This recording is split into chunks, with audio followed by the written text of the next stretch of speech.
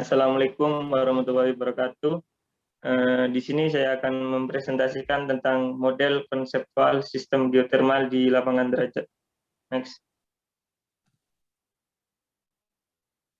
Ya, sebelumnya kita dari kelompok 2 beranggotakan. Yang pertama ada Pak Ikotul Hikmah 19 NIM 1906, kemudian ada Ita Idasari NIM 1907, kemudian ada Merin Cynthia NIM 1908, kemudian saya sendiri Muhammad Alex Sanusi NIM 1909, kemudian ada Surya Wijayanto NIM 19010. Next. Oke, yang pertama adalah struktur geologi di lapangan derajat. Next. Oke, lapangan derajat sendiri itu terletak kurang lebih 50 km di sebelah tenggara Bandung atau Jawa Barat. Itu memiliki ketinggian 1.750 sampai 2.000 meter di atas permukaan laut.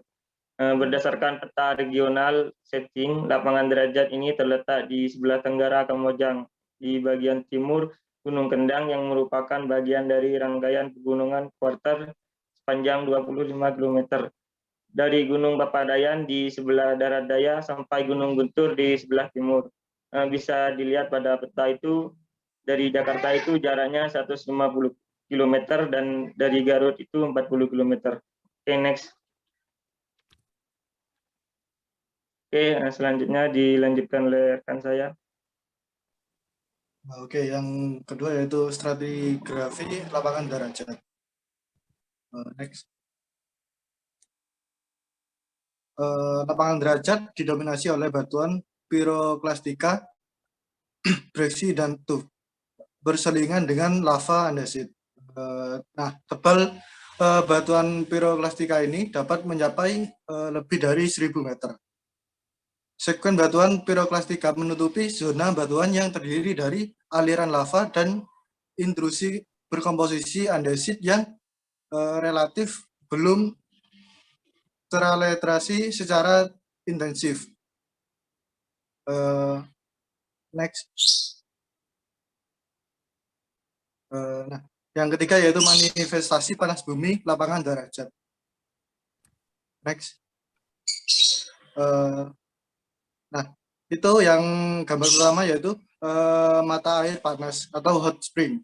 Mata air panas merupakan aktivitas panas bumi yang paling umum dijumpai.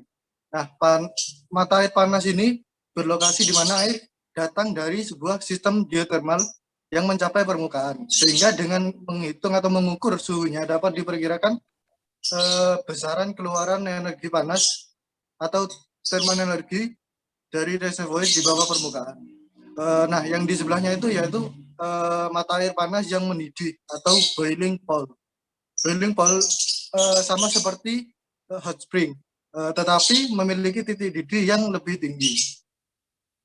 Serta pada semburannya terdapat gas seperti CO2. Oke, bisa di next. Untuk yang selanjutnya akan dijelaskan oleh rekan saya. Selanjutnya yaitu fumarol. Fumarol merupakan hembusan H2O melalui lubang atau celah. Terkadang bisa dry steam maupun wet steam. Di daerah penelitian karena merupakan sistem dominasi uap, maka dapat memancarkan uap panas basah atau wet steam. Juga uap panas atau dry steam. Memancarkan uap bertemperatur tinggi yaitu sekitar 100 derajat Celcius hingga 150 derajat Celcius. Yang selanjutnya itu ada solvatara. Solvatara hampir sama dengan fumarol, akan tetapi yang menjadi pembeda adalah solvatara mengandung gas H2S dan endapan belerang. Next. Yang selanjutnya yaitu kubangan lumpur panas atau mudpool. Mudpool merupakan penampakannya sedikit mengandung uap dan gas CO2, tidak terkondensasi. Umumnya fluida berasal dari kondensasi uap. Penambahan cairan lumpur uap menyebabkan gas CO2 keluar sehingga menghasilkan letupan-letupan. Next.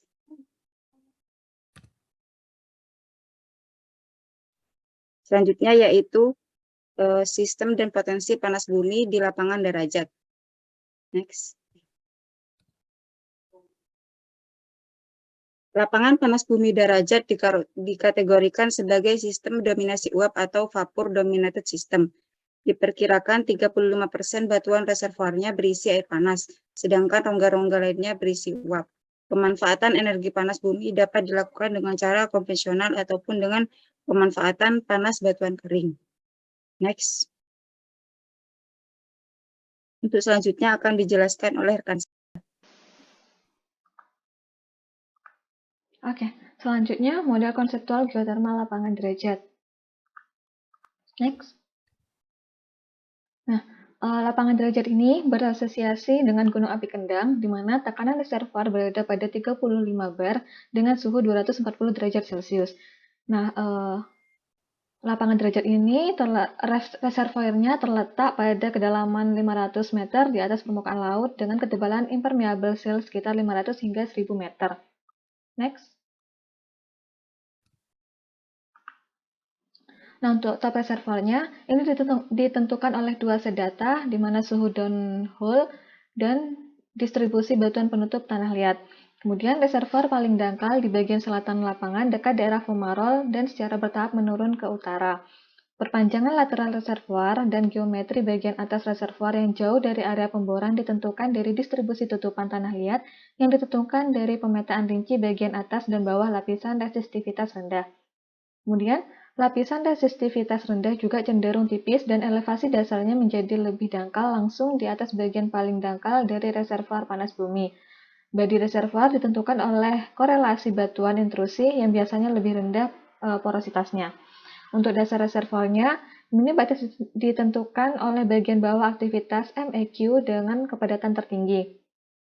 Tingkat kepastian yang tinggi karena memiliki rekahan yang terhubung ke reservoir produktif. Distribusi MEQ menunjukkan dasar reservoir berbentuk mangkuk. Patahan gagak mendukung interpretasi bahwa wilayah ini menyediakan pengisian basal ke sistem melalui perluasan sistem rekahan yang meluas di bawah reservoir. Next.